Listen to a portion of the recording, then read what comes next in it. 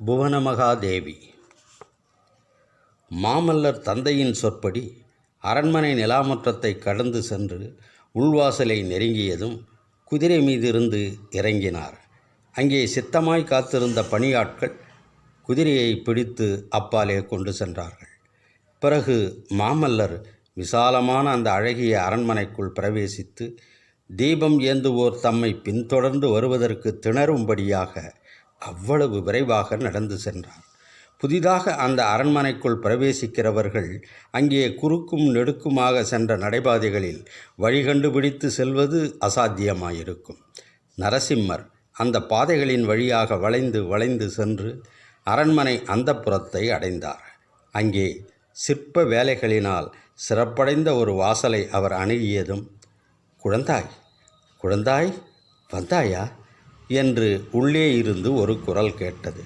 பல்லவ சாம்ராஜ்யத்தின் பட்டத்து அரசியான புவனமகாதேவி அந்தப்புற வாசற்படியில் வந்து நின்றார்.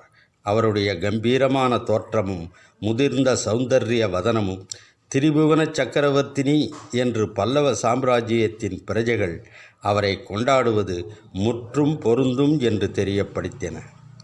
அம்மா என்ற குரலுடன் அருகில் வந்த குமாரனை சக்கரவர்த்தி இரு கைகளாலும் அணைத்து கொண்டு, குழந்தாய் இன்றைக்கு என்று ஏதோ சொல்லத் தொடங்குவதற்குள் மாமல்லர், அம்மா உங்களை ரொம்பவும் கெஞ்சி கேட்டுக்கொள்கிறேன், ஒரு வரம் தர வேண்டும் என்றார். புவனமகாதேவியின் முகத்தில் புன்னகை அரும்பியது. வரமா?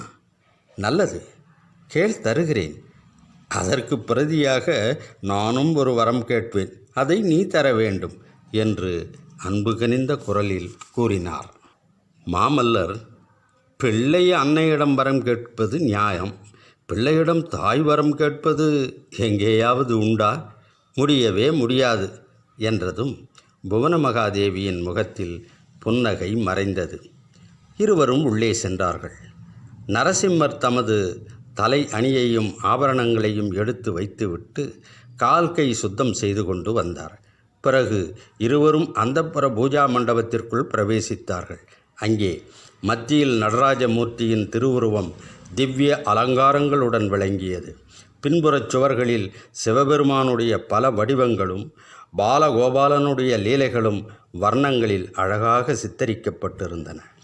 பூஜையெல்லாம் முன்னமே முடிந்தபடியால் தாயும் மகனும் அந்த திருவுருவத்தை வழிபட்டுவிட்டு வெளியே வந்து போஜன மண்டபத்திற்குள் பிரவேசித்தார்கள். உணவருந்த உட்கார்ந்ததும் புவனமகாதேவி, குழந்தாய், பூஜையெல்லாம் முன்னமே முடிந்தபடியால் தாயும் மகனும் அந்த திருவுருவத்தை வழிபட்டுவிட்டு வெளியே வந்து போஜன மண்டபத்திற்குள் பிரவேசித்தார்கள். உணவருந்த உட்கார்ந்ததும் புவனமகாதேவி, குழந்தாய், ஏதோ முக்கியமான செய்தி வந்திருக்கிறதாம். கோட்டை வாசல் எல்லாம் சாத்தியாகிவிட்டதாம். அரண்மனையெல்லாம் அல்லோல கல்லோலப்படுகிறது. எனக்கு மட்டும் ஒன்றுமே தெரியவில்லை. நீயாவது சொல்லக்கூடாதா? பெண்கள் என்றால் மட்டமானவர்கள், அவர்களுக்கு ஒன்றுமே தெரிய வேண்டியதில்லை என்பதாக நீ கூடவா எண்ணம் வைத்திருக்கிறாய் என்றார்.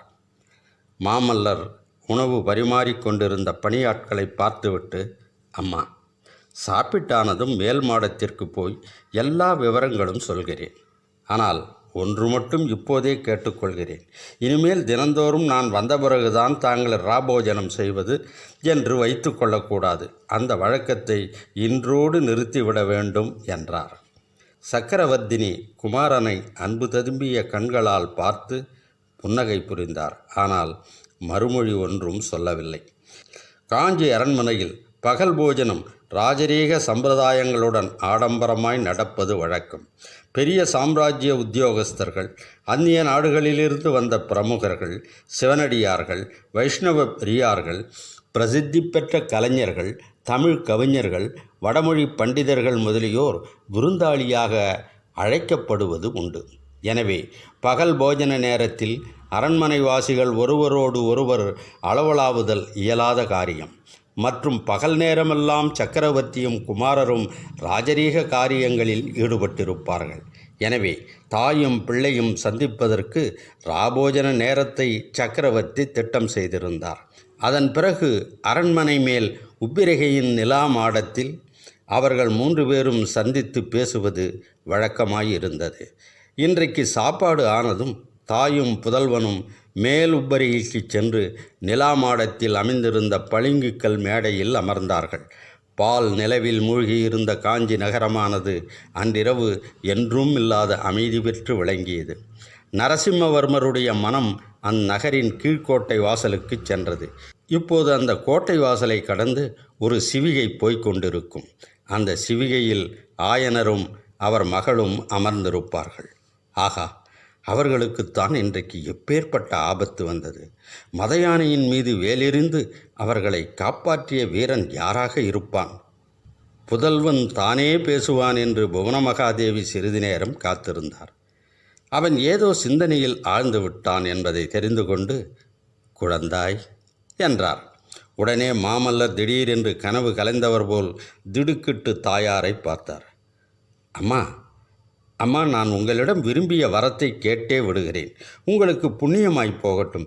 என்னை குழந்தாய் என்று கூப்பிடாதீர்கள். நான் இன்னும் பச்சை குழந்தையா? பல்லவ ராஜ்யத்திலுள்ள புகழ்வாய்ந்த மல்லர்களையெல்லாம் ஜெயித்து மாமல்லன் என்று பட்டம் பெற்ற பிறகும் என்னை குழந்தை குழந்தை என்றால் நான் என்ன செய்வது?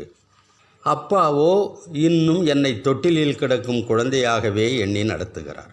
உங்கள் 2 பேருக்கும் இடையில் நான் அகப்பட்டு கொண்டு அதற்கு என்ன செய்யலாம்?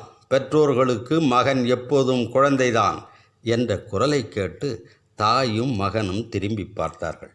அவர்களுக்கு தெரியாமல் மகேந்திர சக்கரவர்த்தி பின்னால் வந்து நிற்பதை தெரிந்து கொண்டு இருவரும் பயபக்தியுடன் எழுந்து நின்றார்கள். மகேந்திரர் பளிங்கு மேடையில் அமர்ந்ததும் புவனமகாதேவியும் மாமல்லரும் உட்கார்ந்தார்கள். குழந்தை ஏதாவது சொன்னானா என்று சக்கரவர்த்தி கேட்டார். இன்னும் ஒன்றும் சொல்லவில்லை. என் பேரிலும் உங்கள் பேரிலும் குறைதான் சொல்லி கொண்டிருந்தான். குறை சொல்லாமல் வேறு என்ன சொல்லட்டும் அம்மா? பல்லவ ராஜ்யத்தில் அந்நியர் பிரவேசித்த செய்தி கிடைத்த பிறகும் நாம் வெறுமனே கையை கட்டி கொண்டு உட்கார்ந்திருப்பதா? சேனாதிபதி கலைப்பகையார் சேனை திரட்டுவதற்குள் கலியுகமே முடிந்துவிடும் போலிருக்கிறதே.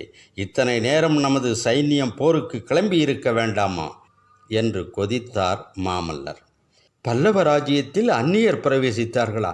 இது என்ன என்று புவனமாதேவி வியப்பும் அவநம்பிக்கையும் தொனித்த குரலில் கேட்டார். ஆம் தேவி, அற்ப சொற்பமாக பிரவேசிக்கவில்லை. பெரும் படைகளுடனே திடீரென்று பிரவேசித்திருக்கிறார்கள். பல்லவேந்திரா, மந்திராலோசனை சபையில் நான் மட்டும் வாயை திறக்காமல் இருக்க வேண்டும் என்று ஏன் கட்டளையிட்டிருக்கிறீர்கள்? எல்லாரும் ஏதோ பேசிய போது என் மனம் கொதித்த கொதிப்பை மிகவும் முயன்று அடக்கி கொண்டிருந்தேன். மாமல்லரின் பேச்சை மறுத்து சக்கரவர்த்தி தமது பட்ட மகிழ்ச்சியை பார்த்து சொன்னார். தேவி, நரசிம்மன் இன்னும் குழந்தையாகத்தான் இருக்கிறான். வந்திருக்கும் யுத்தம் எப்பேற்பட்டது என்பதை அவன் அறியவில்லை. 2 பேரும் கேளுங்கள். வாதாபி மன்னன் புலிகேசி பெரும் படைகளுடன் துங்கபத்திரை நதியை கடந்து நமது ராஜ்யத்திற்குள் பிரவேசித்திருக்கிறான். அவனுடைய சைனியத்தில் லட்சக்கணக்கான வீரர்கள் இருக்கிறார்களாம். ஆயிரக்கணக்கில் யானைகள் இருக்கின்றனவாம். பெரிய காளைகள் பூட்டிய 100கணக்கான வண்டிகள் தொடர்ந்து வருகின்றனவாம். 10,000கணக்கான குதிரை வீரர்கள் வருகிறார்களாம். வெகு காலமாகவே புலிகேசி இந்த யுத்த ஏற்பாடுகளை செய்து வந்திருக்கிறான். நமது ஒற்றர்கள் எப்படியோ ஏமாந்து போயிருக்கிறார்கள். நமது எல்லை காவல் படைகளை புலிகேசியின் ராட்சத சைன்யம் வெகு சீக்கிரத்தில் முறியடித்துவிட்டு அதிவேகமாக முன்னேறி வருகிறதாம். அந்த சைனியத்தை தடுத்து நிறுத்துவதற்கு வேண்டிய படைபலம் தற்போது நம்மிடம் இல்லை. ஆங்காங்குள்ள நம் படைகள் பின்வாங்கி வந்து கொண்டிருக்கின்றன. பல்லவ ராஜ்யத்திற்கு வந்திருக்கும் அபாயம் மிகப்பெரியது. ஆனாலும் நெற்றிக்கண்ணை திறந்து திரிபுரத்தை எரித்த விநாகபாணியின் அருளினால் முடிவில் நமக்குதான் வெற்றி கிடைக்கப் போகிறது. அதை பற்றி சந்தேகம் வேண்டியதில்லை. தந்தை பேசி முடிக்கும் வரையில் பொறுமையுடன் கேட்டுக்கொண்டிருந்த நரசிம்மர், அப்பா, பல்லவ சைனியம் பின்வாங்கி வருகிறதா? இது என்ன அவமானம்! இப்போது எனக்கு அனுமதி கொடுங்கள் அப்பா. நம்மிடம் தற்சமயம் ஆயத்தமாயிருக்கும் படைகளை அழைத்து கொண்டு புறப்படுகிறேன் என்றார். பொறு நரசிம்மா, பொறு. பல்லவ சைனியத்தை நீ நடத்தி செல்லும்படியான காலம் வரும். அதுவரையில் பொறுமையுடன் நான் சொல்வதை கேட்டு நட. இன்றிரவு ஒரு முக்கியமான வேலை இருக்கிறது. என்னுடன் வருகிறாயா? கேட்க வேண்டுமா? வருகிறேன் அப்பா. தேவி, நரசிம்மனை இன்று முதல் நான் குழந்தையாக நடத்தப் போவதில்லை, சகாவாகவே நடத்தப் போகிறேன். மந்திர ஆலோசனைகளில் கலந்து கொள்ளும் உரிமையையும் இன்று முதல் அவனுக்கு அளிக்கிறேன். நீயும் இனிமேல் அவனை குழந்தை என்று அழைக்க வேண்டாம் என்றார் சக்கரவர்த்தி. புவனமகாதேவியை படுப்பதற்கு போகச் சொல்லிவிட்டு தந்தையும் மகனும் அரண்மனையிலிருந்து வெளியேறிச் சென்றார்கள்.